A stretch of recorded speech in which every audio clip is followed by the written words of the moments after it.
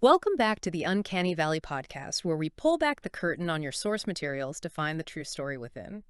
Today, we're journeying into a version of the American West that feels, well, familiar yet terrifyingly warped, a Weird West, where history itself has taken an uncanny turn. Indeed. We've pored over a fascinating collection of documents outlining a fantastical American frontier, rich with historical echoes, but riddled with supernatural horrors and technological marvels. Our goal, as always, is to navigate these complex details and distill the core insights that truly matter for you. Yeah, we're talking about a landscape where the Civil War didn't just end in 4 years, where this strange kind of wailing energy powers impossible machines, and where the very land itself holds secrets that can drive people, well, completely mad. So if you're ready to explore the dusty trails and shadowy canyons of a West unlike any you've heard of, let's unpack what we've unearthed. All right, diving into these documents, the first thing that jumps out is that this Wild West, it isn't quite the one we know from the history books, is it? Not at all.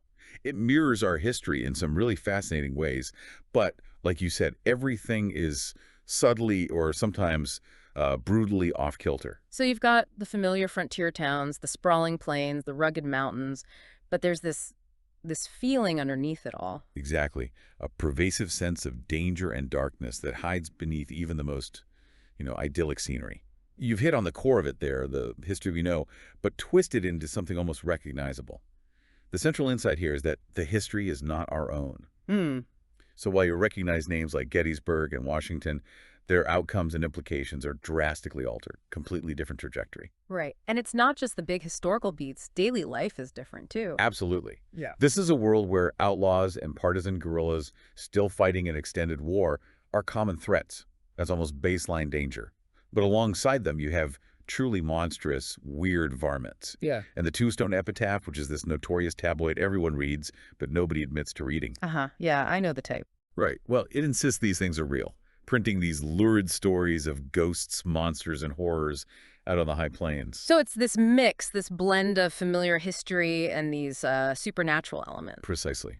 And it creates this uniquely compelling backdrop. Keeps you constantly on edge, right? Deeply curious about what new terror might be lurking just beyond the campfire's glow. And the reason for this deeply unsettling vibe, it seems to trace back to one really pivotal moment. In our history, the American Civil War started in 1861, ended 1865, pretty straightforward. But in this Weird West, the conflict just dragged on much longer, fueled by escalating brutality and just sheer hatred on both sides. It really went off the rails. Things took an extremely hard turn for the worse at the Battle of Gettysburg, fought July 1st to 3rd, 1863, just like in our history. But this wasn't just a turning point in the war. It was a horrifying moment where the dead first rose from the battlefield. Whoa, wait. The dead soldiers. The dead soldiers, attacking and devouring enemies and allies alike, indiscriminately. Oh, my. Yeah. Imagine the sheer terror, the shock. Generals forced to withdraw, not because they were losing tactically, but because their own fallen soldiers were turning on everyone. That's unimaginable. It really is. And the bloodshed only escalated from there. It transformed the nature of warfare itself into something truly nightmarish. So that supernatural intervention at Gettysburg, that was the real turning point, the first big crack in reality. Absolutely pivotal. And it makes you wonder, doesn't it, what that kind of psychological trauma would do to the soldiers' minds, fighting both the living and the reanimated dead. Yeah, that's a heavy thought. And then, as if the prolonged war wasn't enough trauma for one generation, 1868 brought another cataclysmic event, the Great Quake. Right, the earthquake. A massive one. Our sources say it quite literally sundered California into a maze of labyrinthine sea canyons, creating what became known as the Great Maze. So California basically just broke apart. Large parts of it, yeah. This massive geographical transformation forever altered the map of the West, turned chunks of California into this treacherous, fragmented landscape. It further isolated communities and introduced whole new kinds of dangers that just hadn't existed before. And speaking of new things, the Great Quake exposed something else, didn't it? Something truly otherworldly. It did, something called ghost rock. Ghost rock. Okay.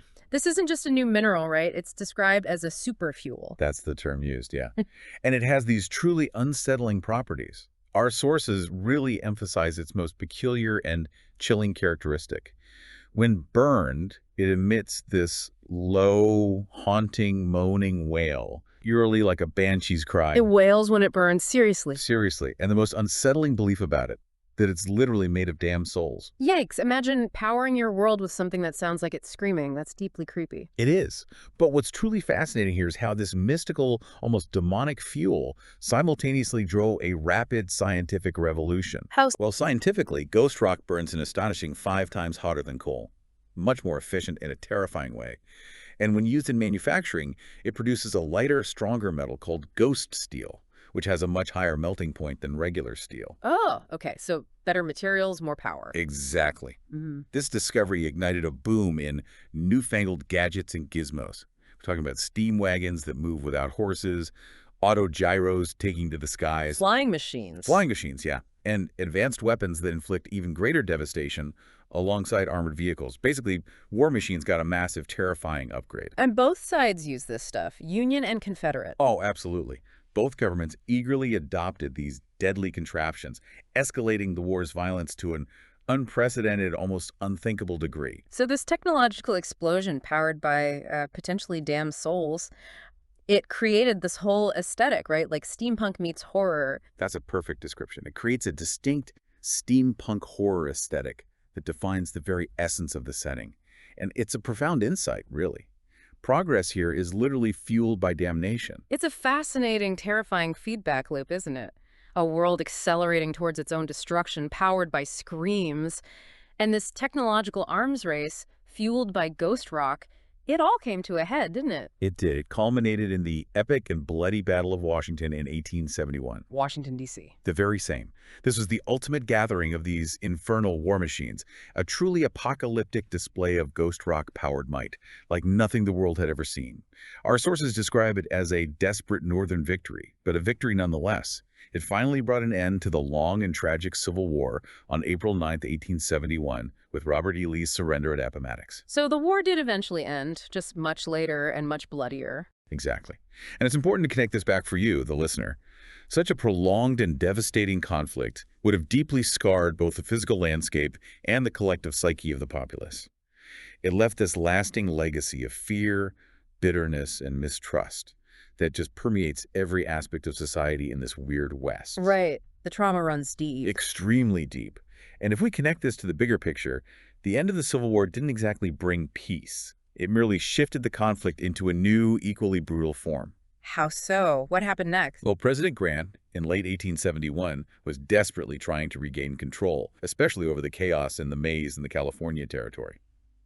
So he offered the first company to build a transcontinental railroad, an exclusive, highly lucrative contract to supply the United States government with ghost rock. Huge incentive. Ah, okay. Yeah. So a race for ghost rock, essentially, disguised as building a railroad. Pretty much. And this incentive sparked what swiftly became known as the Great Rail Wars, a new kind of frontier conflict, corporate warfare, basically. This wasn't just friendly competition then. It's Intense is putting it mildly. It was ruthless, no-holds-barred corporate warfare.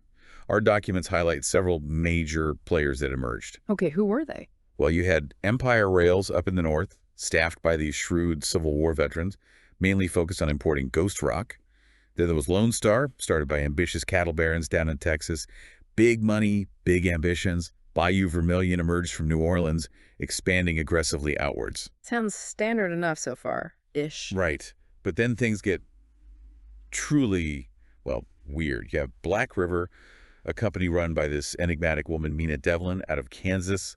She apparently employs Wichita witches and prefers, let's say, less conventional methods like seduction, violence, or intimidation over getting legal right of way. Wichita witches. Okay, now we're talking Weird West. Exactly. And finally, there's Iron Dragon, a Chinese concern operating out of the treacherous Great Maze. It's run by this ruthless warlord named Kang. He apparently built a vast criminal empire and employs martial artists and even, get this, supernatural creatures to secure his railroad interests. Wow. So kung fu masters and monsters building railroads. That's quite a lineup. It really is.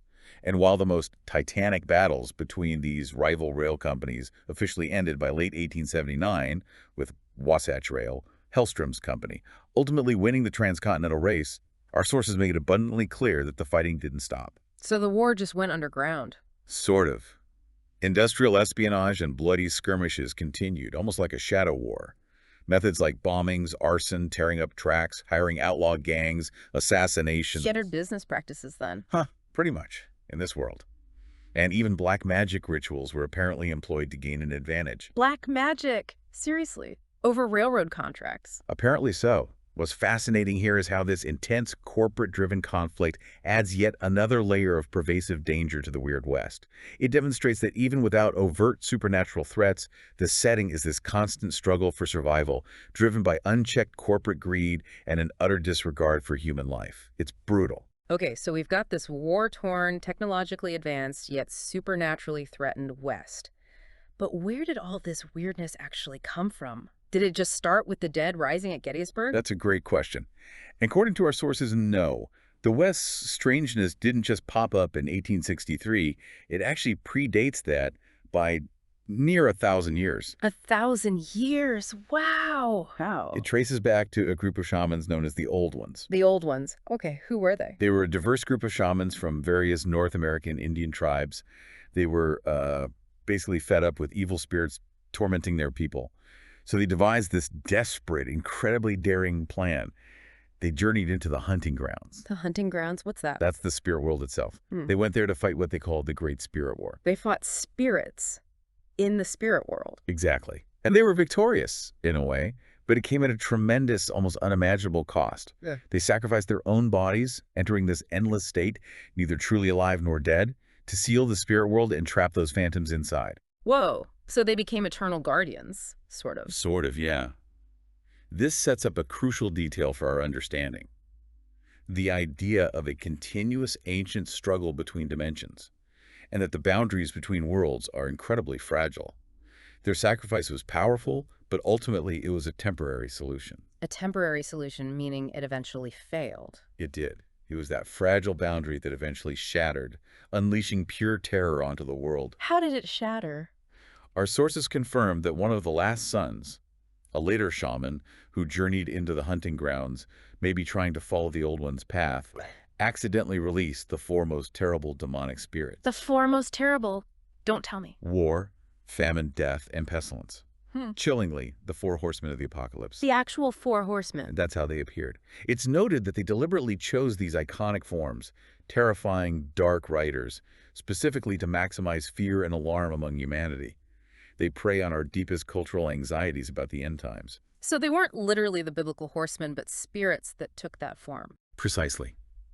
Demonic spirits choosing the most fear-inducing shape they could imagine for humans. Okay, that raises an important question. When did this happen? And what was the immediate consequence? This catastrophic event occurred on July 3rd, 1863. July 3rd? Wait, that's... Precisely coinciding with the final day of the Battle of Gettysburg. Oh, man. So the timing wasn't a coincidence at all. Not at all. This directly links their release to the escalation of the Civil War and, more horrifyingly, to the very first instances of the dead rising from the battlefield, as we discussed. Wow. Okay, that's a massive aha moment, like you said. This reveals the supernatural architects behind everything. The prolonged war, the zombies, the terror. Exactly. The Reckoners, as they're called, didn't just appear. They were unleashed onto an unsuspecting world, and they immediately began manipulating events to sow chaos and fear. So let's look at a couple of these dark champions, these agents of the Reckoners. Raven was the first, representing war. That's right. Raven was first. And our sources are clear. Raven didn't start the Civil War or the Great Rail Wars. He wasn't, commanding armies directly, but through his actions and his master's power, made sure there was plenty to fight over. His impact was insidious, pervasive. How so? What did he do? He wasn't on a battlefield with a sword. Instead, he fostered shattered economies, allowed untended crops to rot or burn, and crucially, he fueled hatred between people. He deliberately prevented humanity from uniting against the true darkness that had arrived. He thrives on division, mistrust, conflict. Subtle but devastating. Extremely. And following war came Death's champion, a no-good varmint, as the sources call him, named Jasper Stone. Jasper Stone. Okay. He was shot at Gettysburg, apparently by his own men, tells you something about him, but was, as the sources put it, too mean to die. Too mean to die. Love that description. Right. He was the first Harrowed spawned by the Reckoning. Harrowed. What does that mean? Essentially, a walking corpse possessed by a fragment of a demon, a manitous, becoming Death's red right hand. We'll get more into what being Harrowed entails later. It's complex. Okay, got it. Walking Dead guy, agent of death. Pretty much. But here's where it gets particularly fascinating. A really temporal twist. A bit confusing, but stick with me. Uh-oh. Time travel. Yep.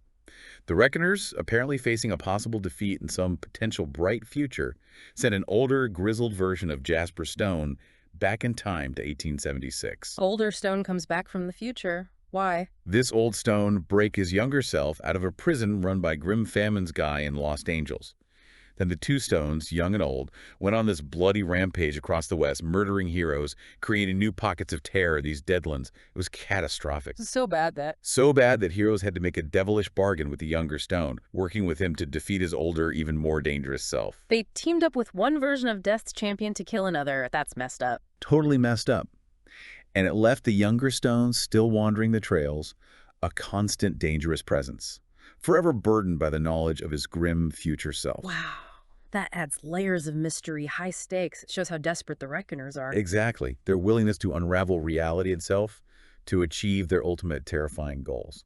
It's nuts. Okay, next up. Famine's champion, Hezekiah Grimm. You mentioned his prison. Right, Reverend Hezekiah Grimm. He was initially a pure soul, apparently. A preacher dedicated to helping the poor and hungry. Sounds like a good guy. What happened? Well, after the Great Quake of 1868, in a truly grotesque turn, he was eaten. Eaten by who? By 13 cannibalistic murderers. Their actions somehow created Grimm's unholy form, twisting him into this monstrous, corrupted being. Don't ask me the mechanics, it's just grim. Grim indeed. Okay. His followers then established the free and holy city of Lost Angels on the California coast, in the Great Maze. Outwardly, they promised abundant food to the starved populace, a perfect lure in Famine's home turf, right?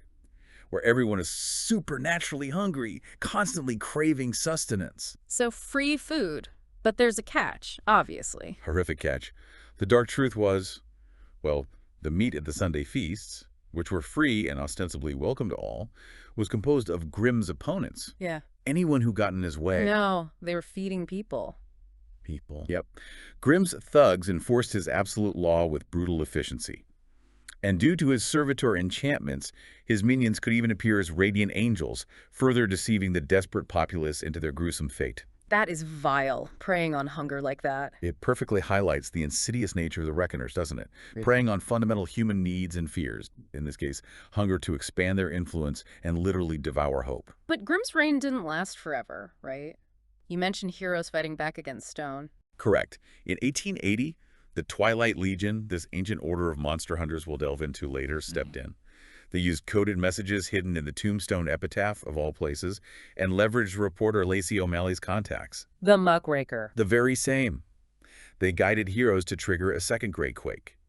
This led to the Great Flood that utterly destroyed Lost Angels and seemingly killed Grimm and his apostles. A moment of triumph, perhaps. Seemingly. Well, what's crucial here is that while Grimm is dead for sure, our sources state that a few of his bones are now in the hands of his devout, twisted followers.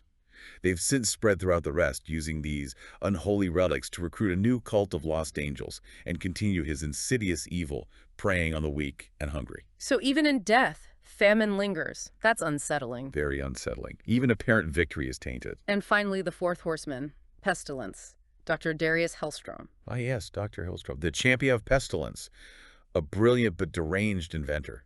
He established Hellstrom Industries Ltd. in Deseret, which is basically Utah. Right, his company won the rail wars. His base of operations, Salt Lake City, became notoriously known as the City of Gloom. City of Gloom. Why? Because of the constant choking pall of smoke and soot from his numerous factories.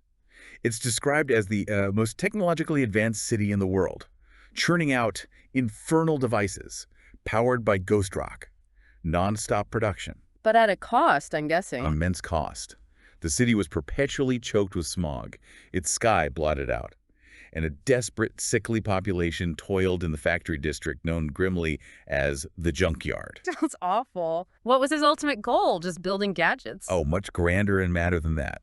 His ultimate goal was distilling ghost fire powder. Ghost fire powder. A weaponized, highly radioactive form of ghost rock known only to him. He was making it in secret labs. Weaponized ghost rock. Okay. Why? His grand, mad plan was to venture into hell itself by opening a hell gate. He wanted to open a gate to hell. And he chillingly succeeded in doing it in 1883. He actually did it. He did. While the Twilight Legion and a U.S. agent named Nevada Smith, working with Brigham Young's secret police, the Danites, did uncover his plots, they couldn't stop the Hellgate from opening. So what happened to Hellstrom? He vanished into seclusion in 1883. Seemingly swallowed by his own ambition, maybe went through the gate, who knows. But his company and railroad, Wasatch Rail, are going strong, now focusing on mail-order gizmos under his major domo, a Mr. Hanneman. Wow, so pestilence isn't just about disease, it's about corrupting progress, toxic technology. Exactly. It exemplifies the dangerous allure of unchecked scientific advancement, highlighting its devastating environmental and social costs and the truly infernal lengths some will go to for forbidden knowledge. Okay, so after all this, the Reckoners, the Horsemen, the Champions, wow, what's their grand plan? Just chaos. Not just chaos, it all boils down to fear. Our sources explain that these entities feed on humanity's worst emotions, fear chief among them. They eat fear, like literally. Metaphysically, yeah. They grant supernatural powers to monsters and human villains, but they maintain this delicate balance. Balance. How? Well, if monsters became too commonplace, humanity would eventually unite against them, right?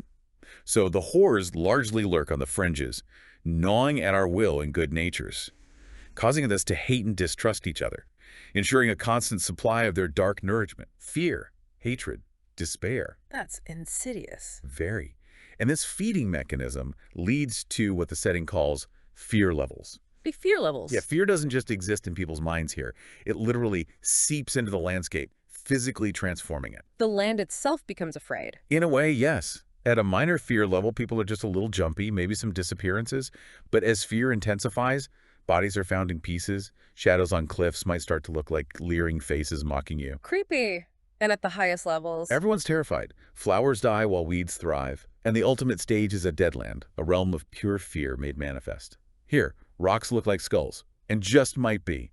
The sources say winds whisper your name in your dead friend's voice. Oh, that's terrifying. This terraforming, as it's called, aims to turn the entire Earth into a barren, tortured wasteland, quite literally hell on Earth, allowing the Reckoners to finally walk in the flesh unhindered. That's the end game, hell on earth. That's the core existential threat of the setting, yeah. It provides the clear why for all the pervasive horrors. They want to remake our world in their own terrifying image. Okay, wow. So what's the counter? How do you fight that? How do you stop the world from literally becoming hell? Hope and heroic action.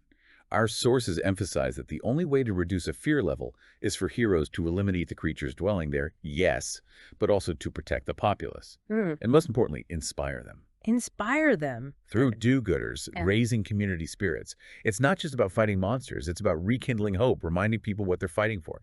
There's even a specific ability characters can develop, the Tale-Teller Edge, which helps them uplift and inspire communities, literally lowering the fear hanging over a town. So stories and hope are actual weapons against this darkness. In a very real sense, yes. And what's also fascinating here is the organized response to this supernatural threat. Right, you mentioned the Twilight Legion. Exactly. They're an ancient order that has been hunting supernatural creatures for millennia, apparently with roots dating back to the Roman Empire. They have the whole scoop on the Reckoners, possessing this vast hidden knowledge of their true nature and weaknesses. An ancient secret society. Cool. Are they the only ones? No, the U.S. government also reacted. They created the agency in 1865, initially part of the Pinkerton Detective Agency, tasked specifically with investigating supernatural phenomena. Think X-Files, but with cult peacemakers. Okay, I can picture that. The South, in turn, assigned this job to the Texas Rangers. Both groups, despite their traditional roles, are fully aware that magic is real. They know about the Reckoning, the Harrowed, and the Twilight Legion. So the government actually knows what's going on. At certain levels, yes. This offers a glimmer of hope and purpose within the dark setting. It suggests that individual actions and organized efforts, however desperate, can make a profound difference against the encroaching darkness. There are people fighting back, officially and unofficially. Okay, so let's shift gears a bit. Living in the Weird West, day to day. It must be tough. Even just getting around sounds like a nightmare. Oh, absolutely. Yeah. Navigating this treacherous frontier is an adventure in itself. If you're hoofing it on horseback, you can expect to cover about 30 miles a day, maybe. But it's a long, hard ride. Every journey is a test of endurance. You're making checks against fatigue. And even a small misstep, a critical failure, can lead to debilitating exhaustion, making you vulnerable to, well, everything else out there. Outlaws, angry tribes, those weird varmints. Exactly.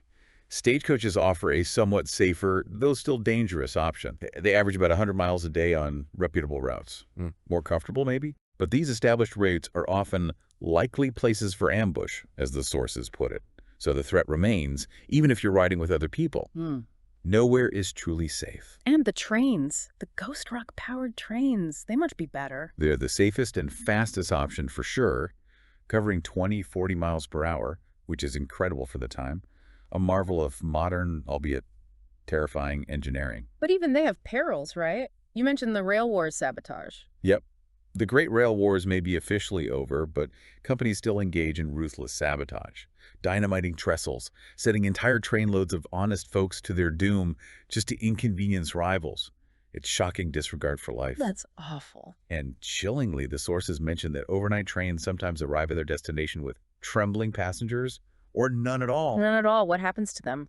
The sources don't explicitly say, which is almost worse, right? Hints at something far more sinister than corporate espionage. Maybe monsters. Maybe something else. This paints a vivid picture, doesn't it? The challenges and constant dangers of even simple travel in this transformed world. Yeah, no kidding. And communicating across these vast, dangerous distances must be just as bad. Often as unreliable as it is vital, yeah. Yeah. The telegraph is the staple for long-distance communication. Costs about 5 cents per word, which is cheap. But it works, mostly. Mostly. This is generous. They're notoriously unreliable because of gremlins. Gremlins, like little monsters in the wire. Yes. These nasty little spirits literally infest all the telegraph lines. They're not just a nuisance. They cause real mischief. What kind of mischief? Your message might arrive perfectly clear, or it could be garbled beyond recognition, sent to the wrong town entirely. Yeah. Or, even worse, you might get an insulting reply for the gremlins themselves. They seem to delight in tormenting people. That's almost funny in a terrible way. Right. Sometimes the receiving station just gets no incoming messages for hours. Complete radio silence courtesy of the gremlins. It adds this touch of quirky, almost humorous, supernatural interference to daily life. Makes even sending a simple message a gamble, a small, unpredictable horror of its own. Okay, what about money? How does the economy work in this weird place? It has some definite quirks.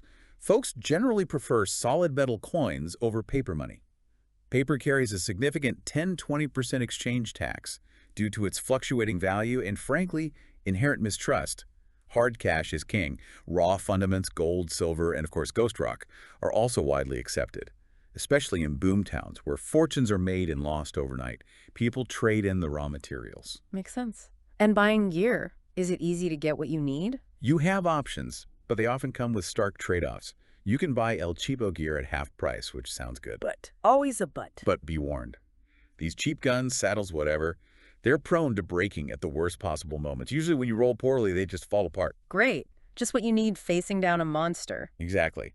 That ratty duster might make you look like a seasoned survivor, but it could actually inflict a penalty on your attempts to persuade people. They just don't trust you. Even the horses.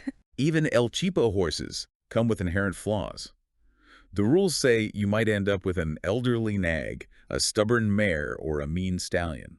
Adds yet another layer of unpredictability to your dangerous life. Your horse might just refuse to move. Okay, so buying cheap is risky. What about selling stuff? Used items typically only get you a quarter of their value, maybe half if you're particularly persuasive, make a good roll.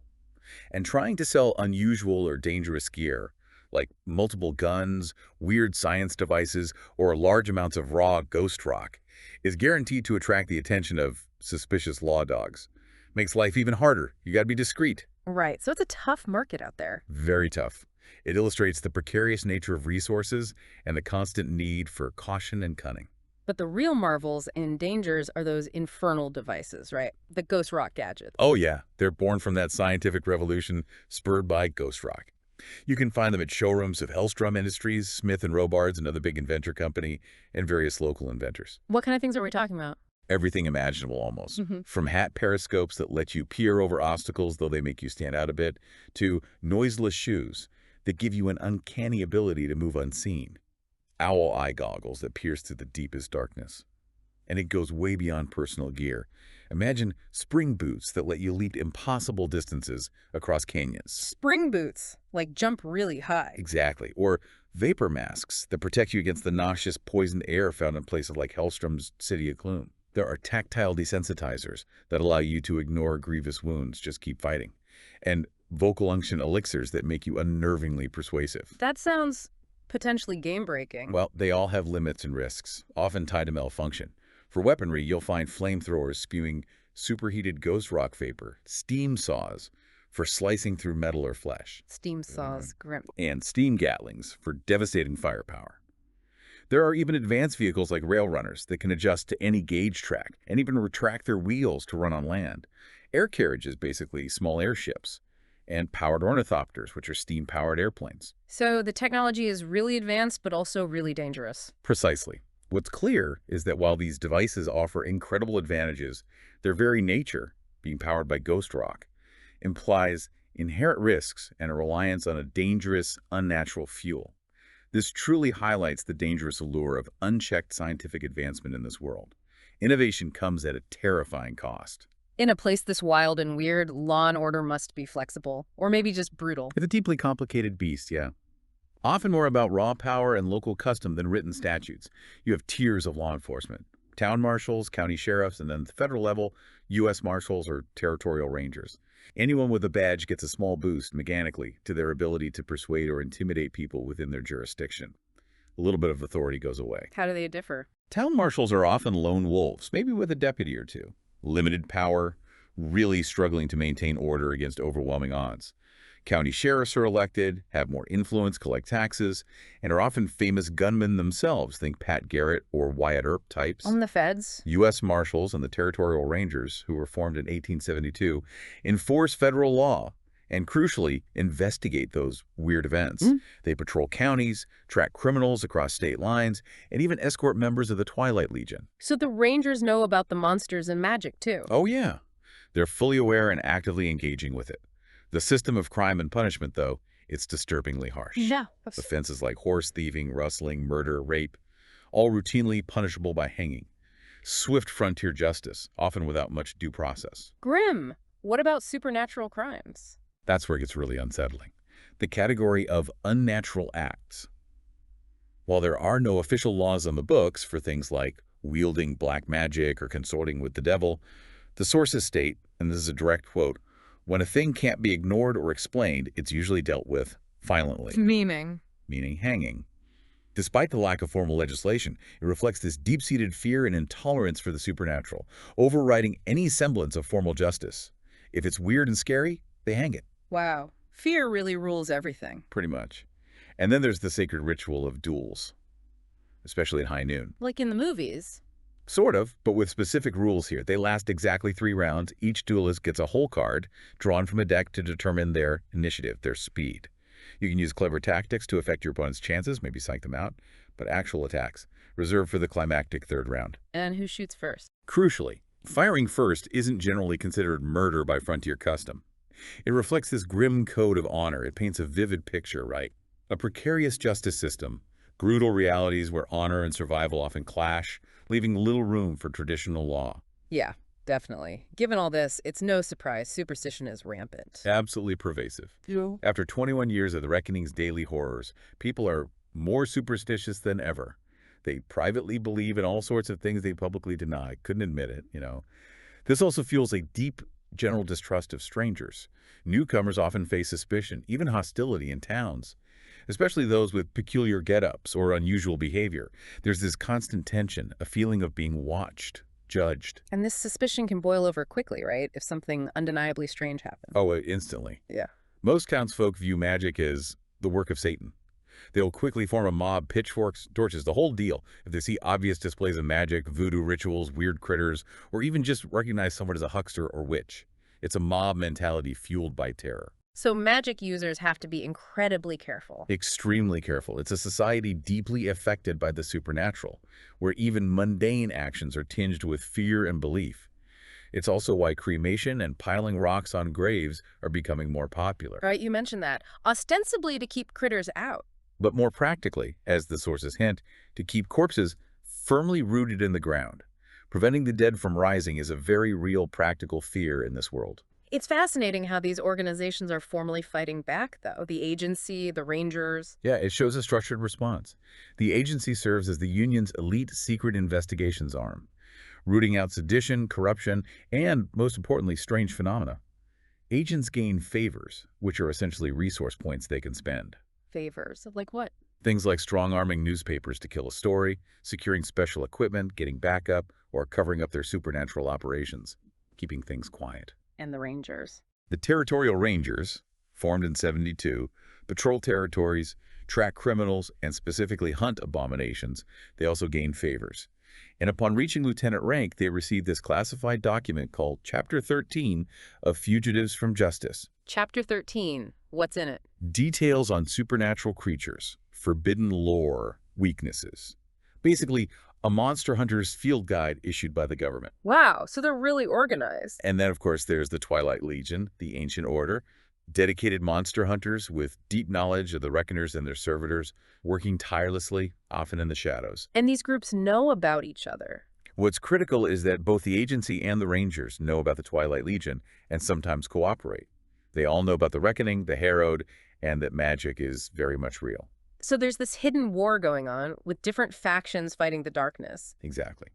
These organizations represent the structured, albeit often desperate, fight against the encroaching darkness. They provide avenues for heroes to actively engage with the setting's core conflict, offering that glimmer of hope in a world steeped in fear. Okay, so if you were going to jump into this world, make your mark, what kind of hero could you be? It sounds like there are a lot of possibilities. A vast array, yeah.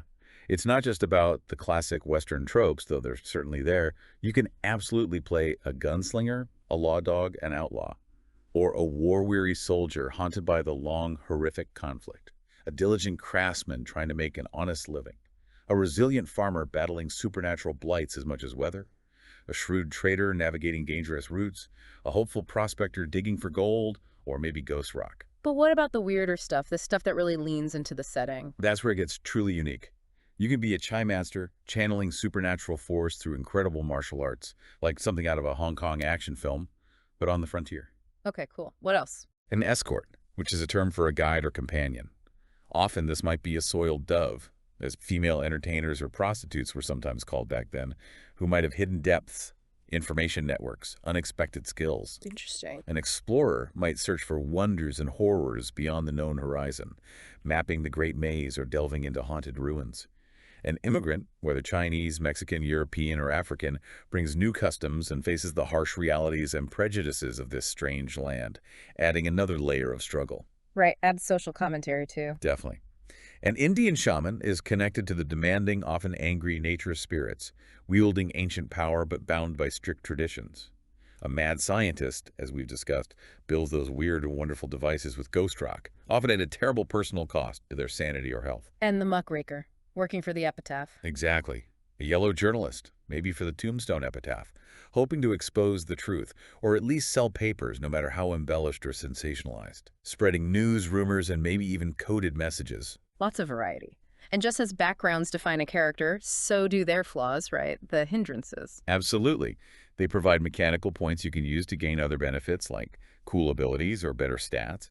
But more importantly, they define the character's struggles and inject personal stakes directly into the narrative. Are there new ones specific to the Weird West? Oh yeah, some really evocative ones.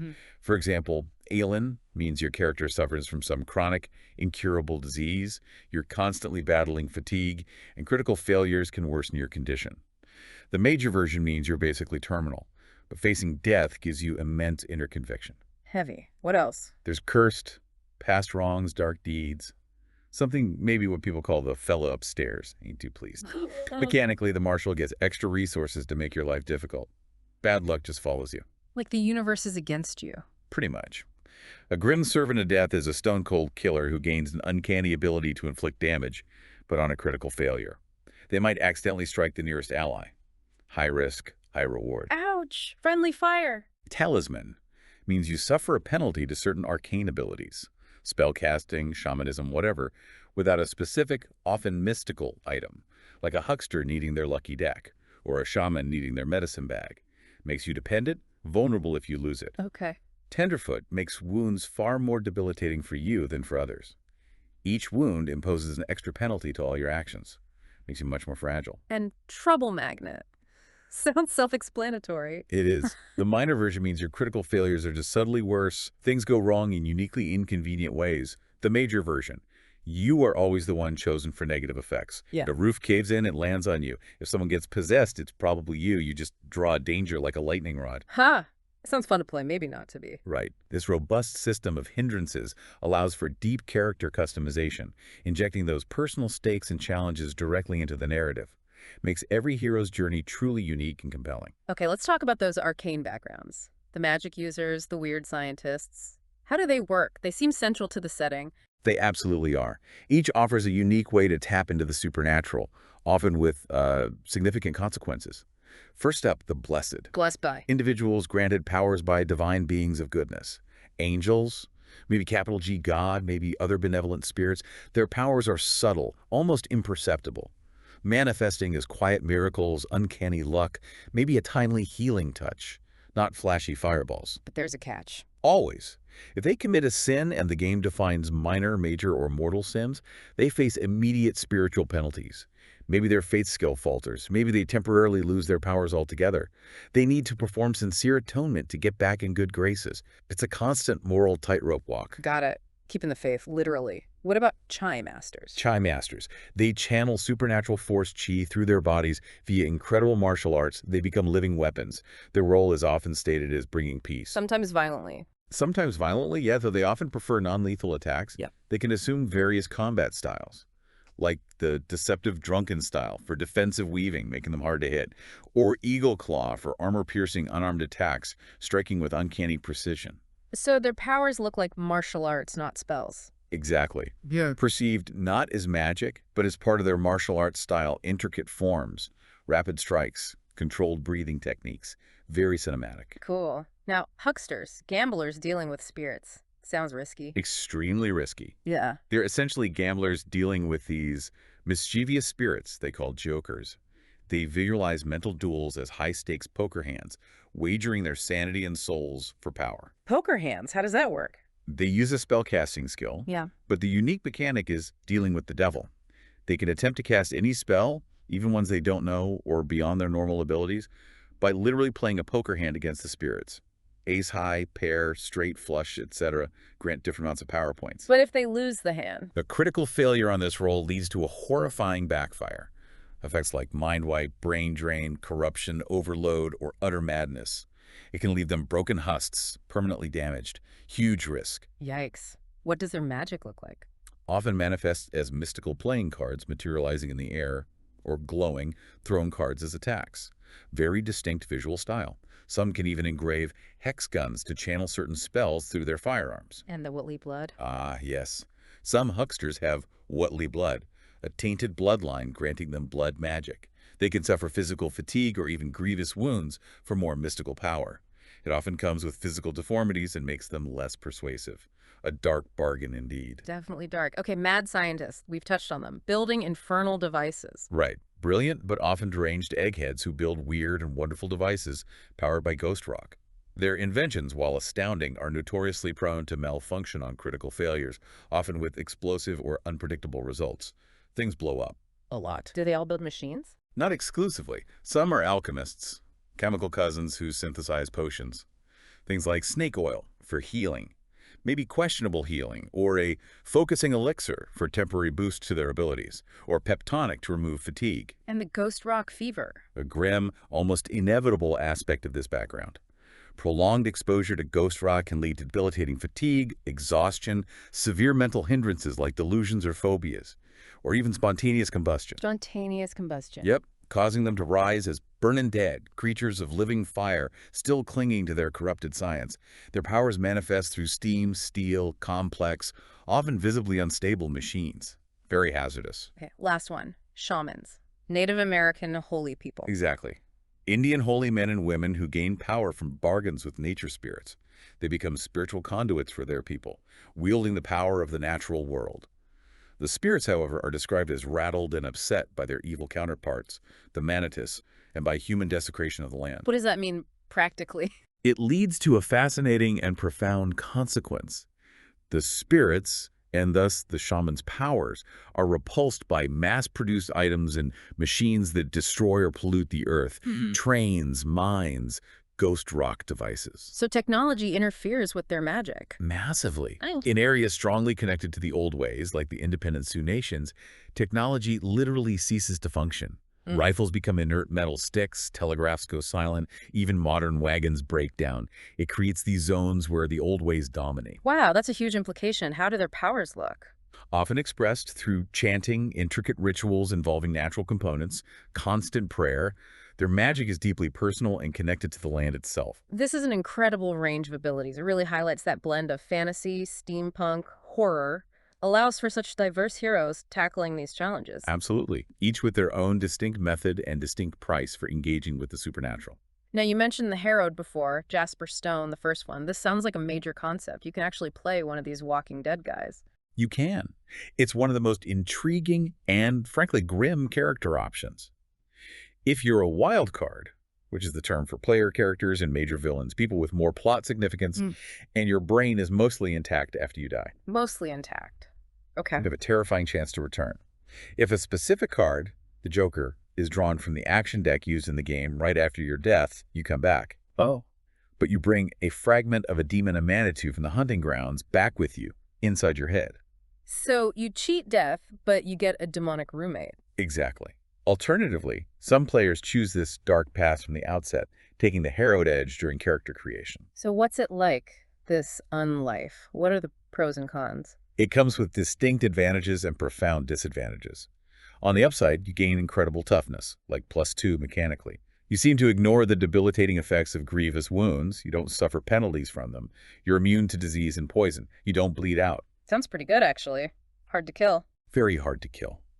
You can only be truly put down for good by destroying your brain.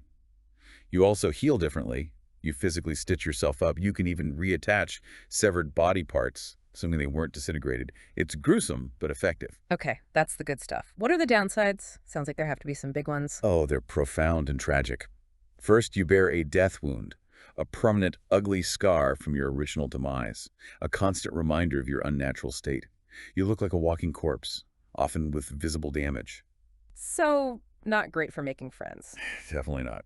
And then there's the internal struggle for control of your very soul.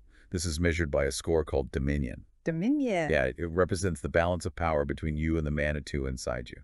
If your Dominion ever drops to 0, maybe through despair, acting against your nature, or the manitou gaining influence, the demon takes over your body entirely. The demon takes the wheel. What happens then? The host, the original person, won't remember a thing unless the manitou chooses to tell them.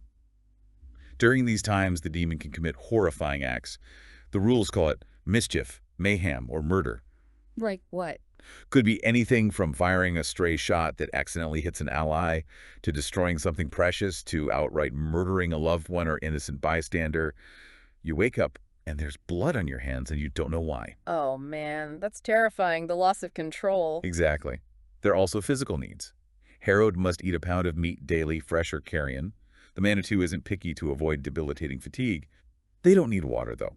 And they cannot get drunk or affected by normal drugs or poisons. The manitou burns it all off. And sleep. Do they sleep? The manitou requires about 106 hours of rest daily. It shuts down the body. During this time, the host's consciousness might be subjected to their worst nightmares, courtesy of the demon.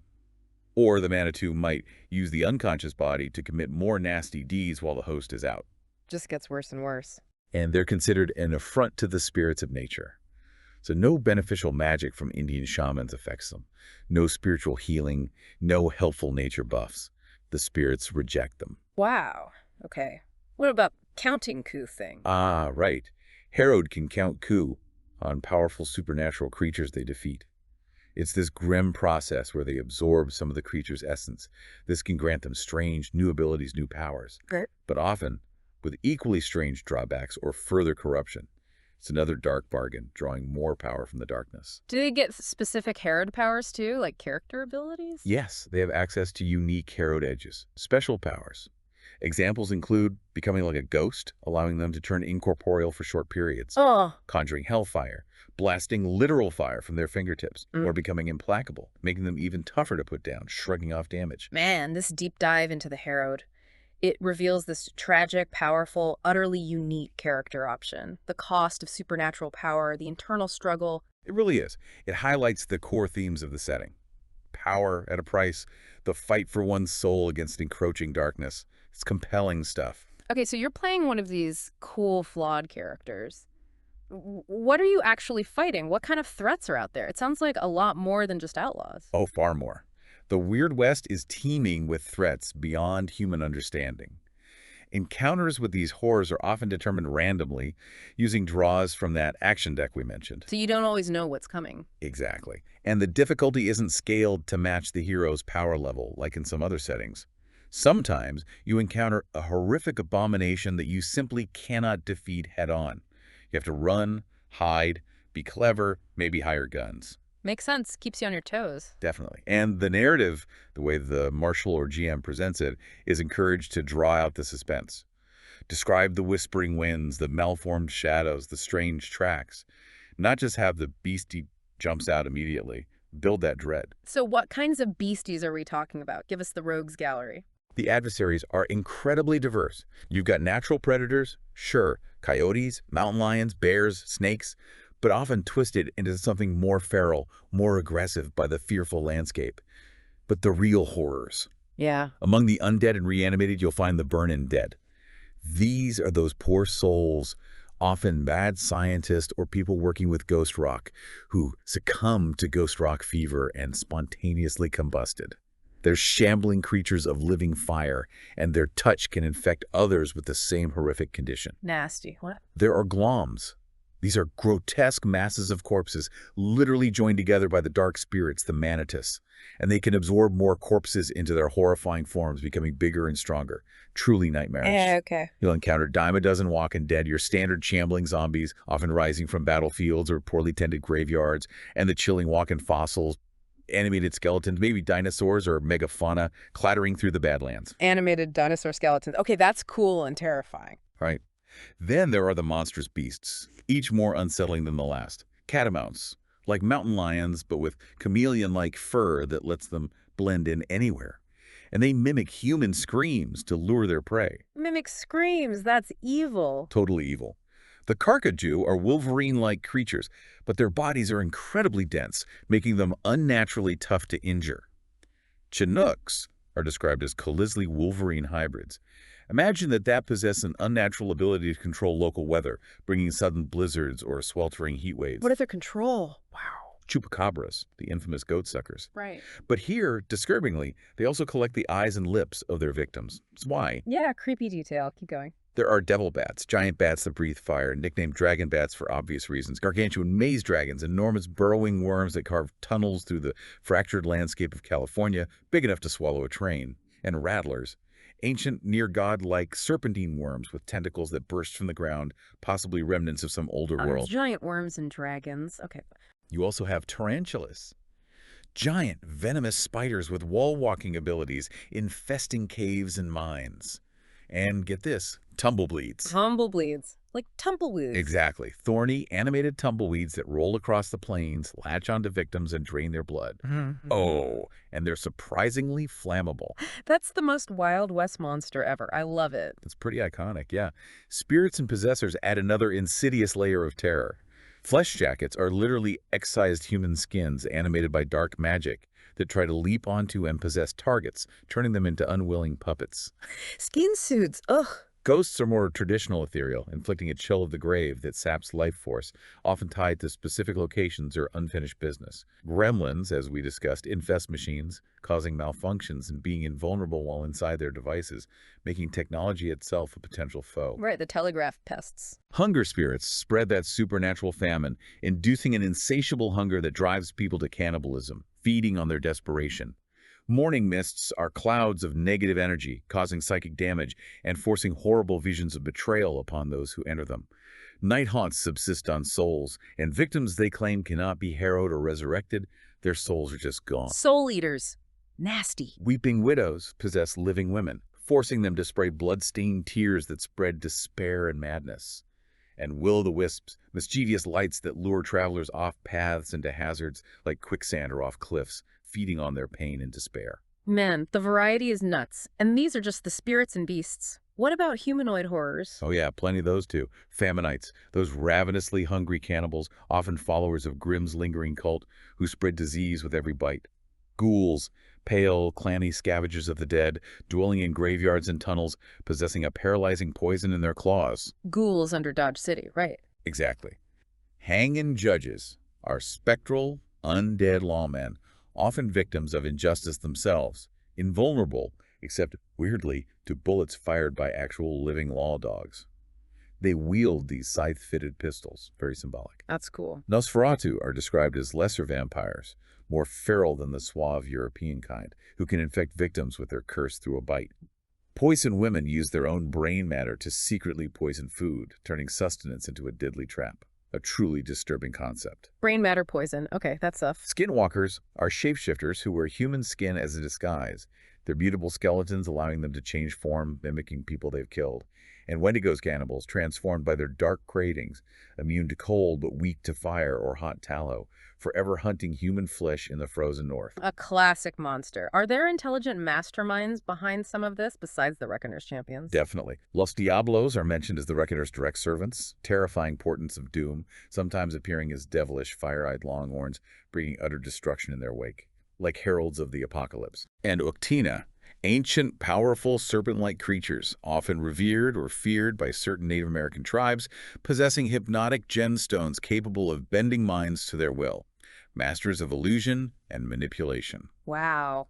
This comprehensive bestiary, it really gives you a sense of the constant, varied threats, inspires both caution and, frankly, excitement about the horrifying encounters you might face. Danger really is everywhere. Absolutely. And it varies by region, too. Yeah. The sources detail specific areas, each with its own fear level, indicating how strong the supernatural influence is there. Oh, right. So where are the really bad spots? Well, the Great Maze in California, where the quake hit hardest, is a shattered landscape haunted by famine and death. High concentration of maze pirates, outbreaks of those faminites. It includes the ruins of Lost Angels, Grimm's former stronghold, still a place of high fear, and a town called Progress, a mad scientist community selling cheap, dangerous infernal devices. The land itself feels wounded there. Makes sense. What about up north? The great Northwest Oregon-Washington area is dominated by logging and trapping, but it's rife with chilling tales of Bigfoot, two-legged wolves, and especially Wendigos. There are these brutal winter wars where Sasquatches apparently fight territorial battles against wolflings and Wendigos. Very primal, very dangerous. Sasquatch versus Wendigo. Epic. The plains. Middle of the country. The Great Plains, sometimes called the heart of the Rest, bears deep scars from the prolonged Civil War or the devastating rail wars.